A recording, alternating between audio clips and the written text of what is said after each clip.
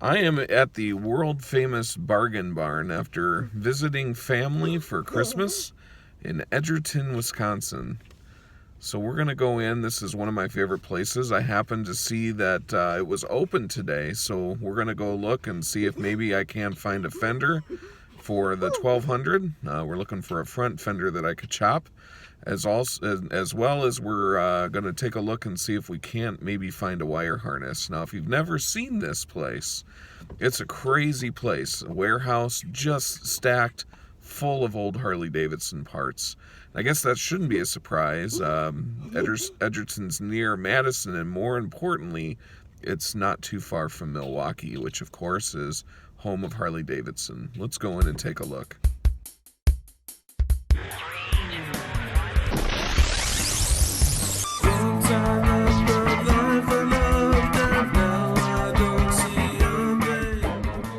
I am in the basement right now, and you can see there are stacks and stacks and stacks of parts. And if you have never been here, it's really a place to come visit. Really, really fun.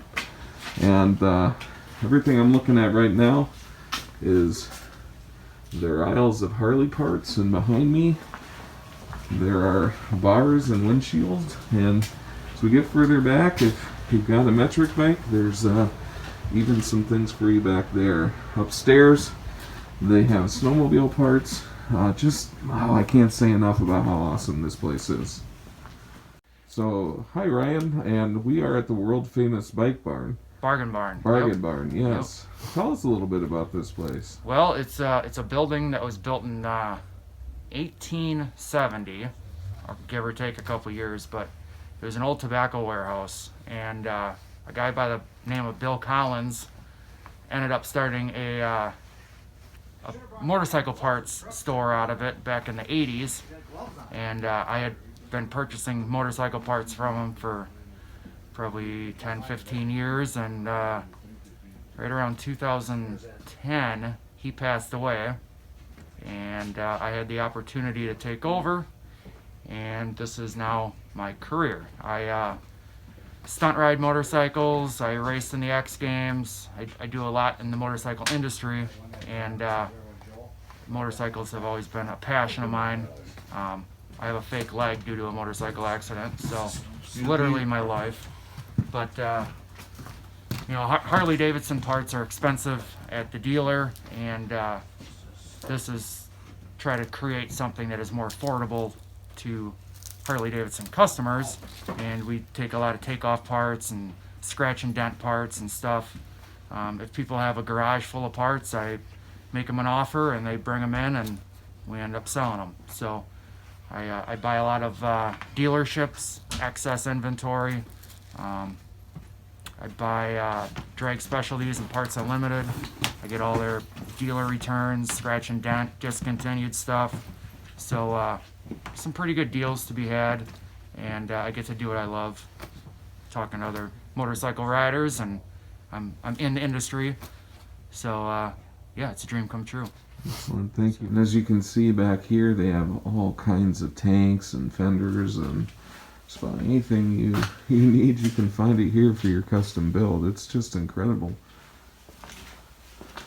Well, right now I'm going to see if I can't maybe find a Sportster narrow fender for the front.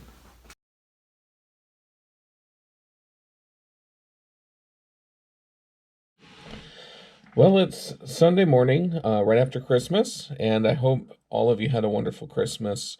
Hopefully you got time with your family and your loved ones. If you couldn't be together in person, hopefully you had a chance to give them a Zoom call or call them on the cell phone. And so I'm going through some of the presents, and I'm pretty excited. There were a couple of things for the 1200, and I've been kicking off some other projects here around the house. With regard to the 1200, the very first thing that I will show that we'll be working on soon is this digital speedometer from Dakota Digital. And I looked at a few different ones. This one is not a terribly fancy one. It's a nice one. But this one will do my shift indicators. It will do a tachometer and a speedometer, which is necessary for the 1200. It's got an old an old speedometer on it, and the trip doesn't reset properly. So when I'm riding on a bike that is my fuel indicator, that's not the greatest. So that might be one of the biggest reasons why I'm looking at and installing a new speedometer. I will tell you that when my friend Kurt and I took off the tank on the 1200, we found kind of a rat's nest of wiring. And I was a little nervous about that, wondering if maybe I would need to buy a new wiring harness. But there are pigtails that come with the speedometer, and I'm pretty confident that we can get things back ready to rock and roll. The other thing is that 1200 is an old one. It's a 97, and the speedometer is cabled. So along with it, and you probably won't be able to see it through this bag, but I'm not going to take it out, is a sensor that will go from the cable speedometer feed into this nice new digital speedometer. Now there are some other things that came in. I'm not going to show them right now. There's a new rear bobbed fender for the 1200, and I'm still kind of shopping around for the front fender. Now I did buy one in Wisconsin, but it was a little bit short. I could probably fabricate it to make it work, but we're going to keep looking around, and maybe it'll be a good excuse to go back to Wisconsin. So anyway, today's plans are I'm going to take some of this out to the garage. I've got some indoor work to do. We're going to go get a new tank of propane. As I mentioned last time, it is getting colder here in Minnesota, so we got to deal with the weather. I'm going to have to do an oil transfer in my snowblower because we are expecting a considerable amount of snow midweek, I'm told. And I'll probably do some additional things around the house. When I'm off on these holiday breaks, it's a good time to do some spring cleaning, take some things that I don't need to Goodwill, and we'll do some of that to make room for some of the new things coming into the house. Now, I'm sitting at a new desk. You may or may not recognize that, and this is actually my setup for ham radio. Off sort of in the corner, I've got a studio that I've been working on. You saw me working on that in a previous video. Mounted some of my guitars to the wall. I'm still finishing up some of that. One of the great things about cleaning is you oftentimes run across things you thought were gone forever. So I have an old Korg 707 that I lost its power supply and thought I'd be shopping for a new power supply. But as it turns out, I found it while cleaning. So my synthesizer is back up and running.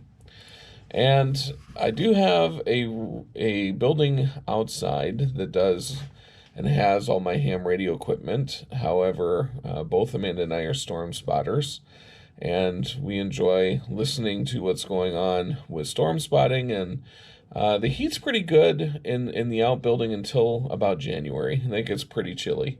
So in order to keep up my hobby and listen in the evenings, I thought it would be nice to do just a small ham radio setup in here. And I won't go into gory details, but for those of you that might be interested in having a radio on moto camping, I just thought I would mention this setup for a moment and show you, and then I'll probably do some vlogs on ham radio as well to kind of go through some of my equipment if people are looking for more details. The setup that I have down here is I have a Yaesu FT857 here.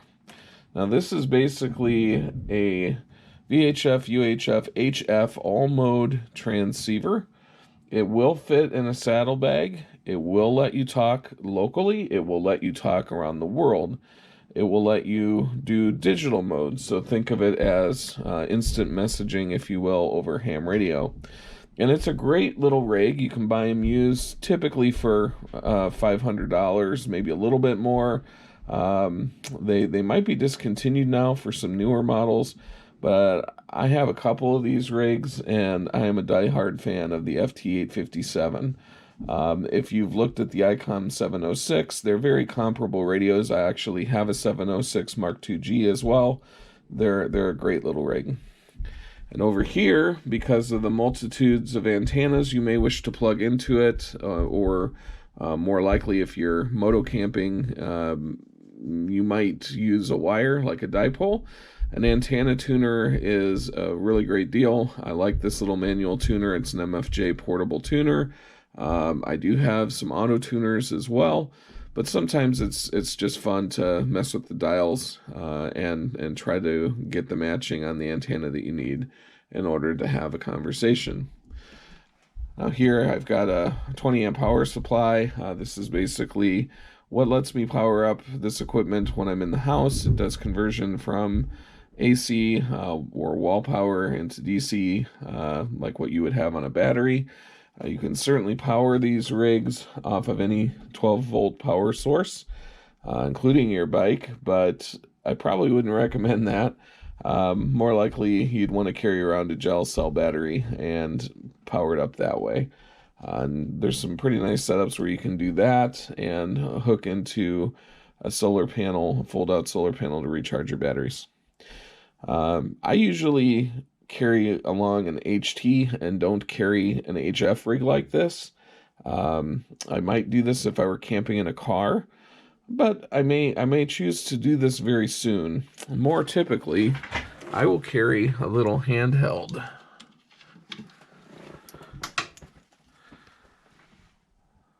A little handheld such as this Kenwood THF6.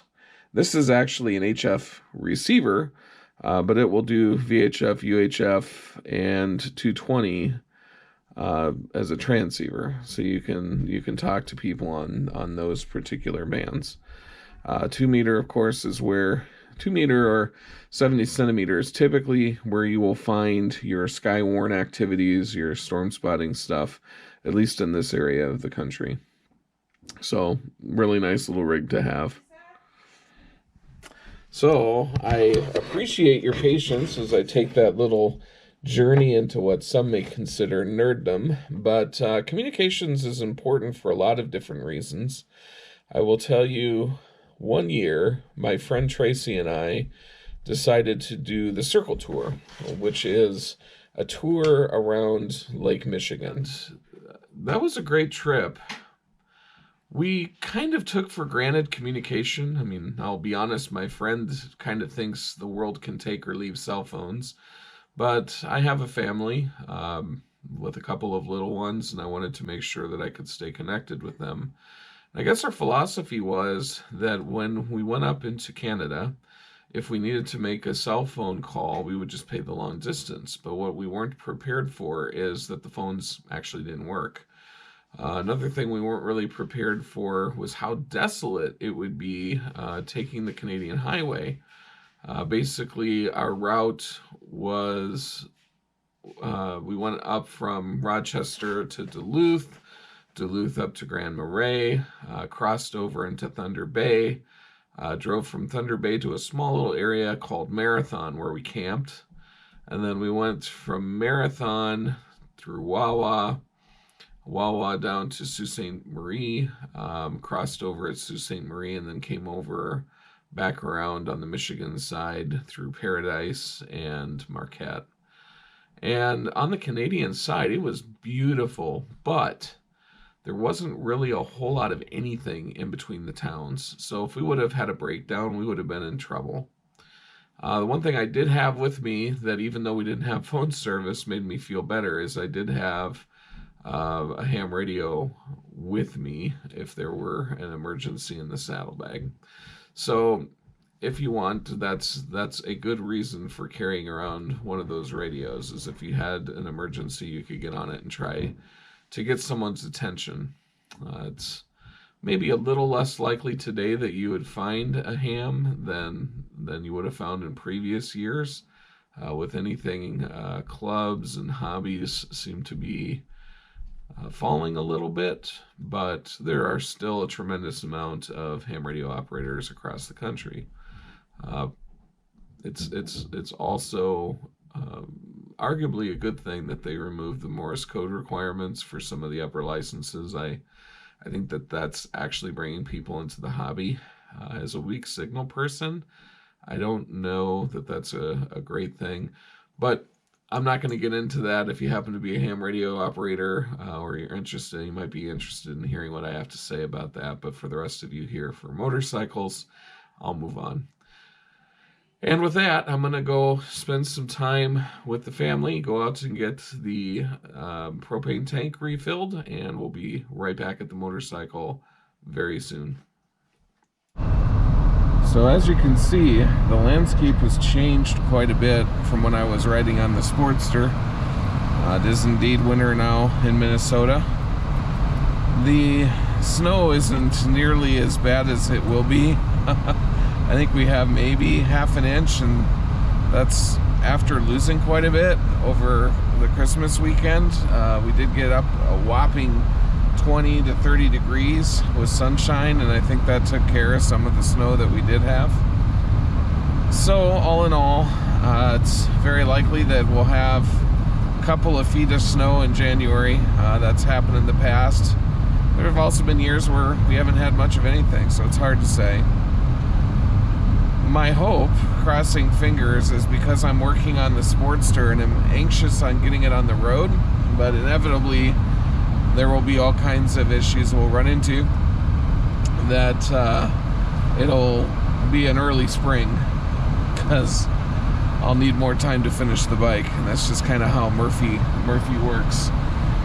But whatever the case, it'll be good news. If it's an early spring, I'll be out on the Street Glide, I'll be out on the 883, and we'll take some of the equipment for the 883 to paint earlier than I had expected.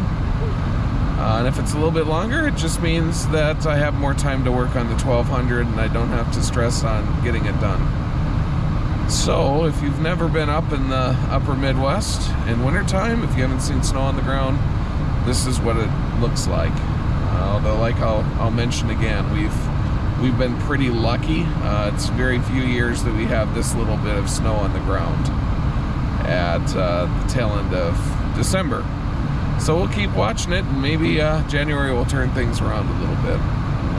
We'll keep our fingers crossed for our friends who like to ride snowmobile. Well, it turns out we got a little something additional for the 1200. Let's open it up and find out what we got. Well, I went and got myself a Harley-Davidson Sportster 1970 to 2013 repair manual. And this right here, the wiring diagrams for my particular Sportster, is one of the main reasons, but looking through it, there's a wealth of good information in here. I was kind of hoping it would have some of the torque specs that I'm looking for, but I'm really not seeing that. So it might have to just be Google, or maybe there's another book I should have. If you have any suggestions, please don't be afraid to put them in the comments below. And then finally, I picked these up because I enjoy doing leather working. I picked up some lever covers, and I also picked up some grip covers. And I do a little bit of tooling with leather, and I thought this would be kind of fun to do some custom work for some friends. So I'm actually going to use these as patterns and do some of my very own leather work. That'll probably show up in video at some point soon. And I think that's about going to do it for this week. I know I was a little bit light maybe on the maintenance of the bike and some of the work, but I'm off for the next week, so it's a good chance that I'm going to get a lot of footage on the 1200. In the meantime, I'm going to do some more cleaning around the house and spend the time today relaxing.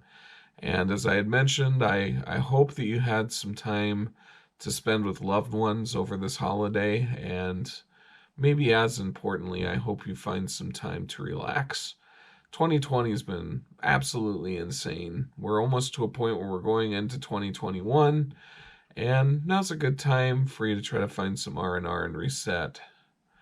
And as you're going into 2021, I will remind you what I remind you with each video, and that is, please try to see the good things that are around you every day.